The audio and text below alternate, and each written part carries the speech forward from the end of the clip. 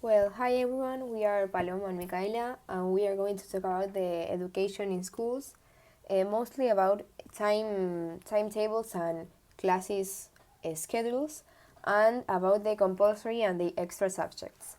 Well, talking about the compulsory and extra subjects, as we all know, nowadays students have the obligation to study all the subjects because the government says that they are all important for our future. In the case of schools, they give less importance to subjects like theater, drama, arts, and music. And when we talk about the compulsory ones, we are referring to science, math, language, etc. But thinking deeply on this, I have a big question. Which should we consider compulsory and extra subjects?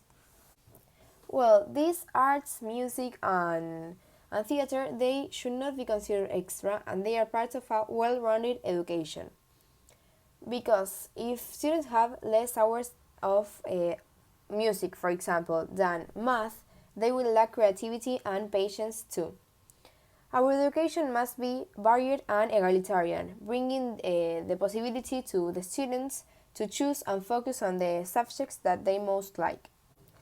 So, as we are not all the same, some students are more interested in technical subjects, for example, math, but in other ones, they are more interested in creativity subjects, that these are the ones that I mentioned before music, arts, etc. These are key subject areas too, because they provide the motivation that some students need to attend to school. One example is the opportunity to sing in the school's choir. Maybe this is very important for some students because it brings the enjoyment part of the school's day. So now I will mention some of the arguments where I say that arts, music, and drama should be mandatory and not considered extras. The first one is the one that I have been mentioning in all my speech. They help the brain relax and you can log off and disconnect of the world thinking on another thing. And the creativity increases. Then, according to a book that is called This Is Your Brain on Music, written by Daniel Levitin, it helps people recall the information the most vividly even after an accident that damaged your brain. Playing an instrument, drawing, or singing help us to build fine motor skills. Music stimulates the part of the brain associated with academic achievement, such as reading, math, and emotional development. Our research has shown that the participation in music at an early age it helps improving memory, learning new word sounds and new word meanings. Being part of a group with a common theme, such as playing the same instrument, helps people discipline how to relate with others, develop leadership skills, and learn about teamwork.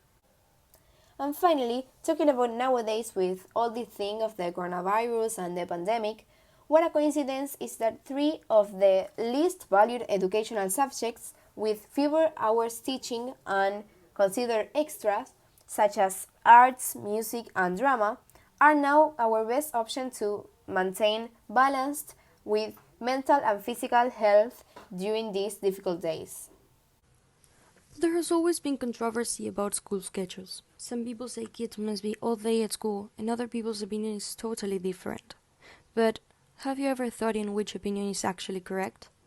There are two kinds of schools, the ones with stopped or separated school schedules, and the other ones with the continued schedule. Schools with continued timetable usually finish by 2 o'clock in the afternoon, while the other school kind finish around 5 p.m., which means a lot of time of difference. The first type of school I mentioned, the separated schools, go to school from 8 a.m. to 2 p.m. This means they have 6 hours in schools of total each day.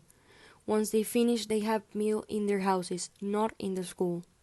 The second type I mentioned, continuous schools, have a timetable from 8 a.m. to 5 p.m. in the afternoon, and they usually learn more than one language. They are mostly private, and in these cases, kids usually have a large break of at least 1 hour to eat in the school or outside and come back for their other lessons in the afternoon. People usually say separated schools are better for students because of simple reasons like these ones.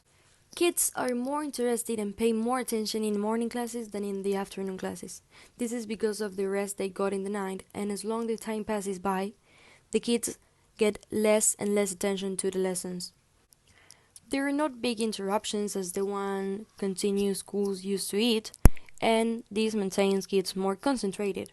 Students have more free time, which leaves them have their classes at school, but at the same time have all the free time to do whatever they wish with their friends or with their family. As a last point, teachers have more time to prepare activities and stuff for the students to learn after in their classes. But there are also some points against these continuous schools, as little kids can't pay attention for too long, and in separated schools, they would be more interested. Students have too much free time and they could be using for studying. And lastly, they don't have enough school time, which could make them have inconvenience in the future. I think there are clear points for and against in these two kinds of school, but I personally think they are both right in some aspects. As I go to a bilingual school, I have a lot of time in the institution, and I think we should have more free time. Even though I also believe studying a foreign language is key and extremely important for my future, and lots of doors will be easier to open thanks to the English I received. But what do you think about it?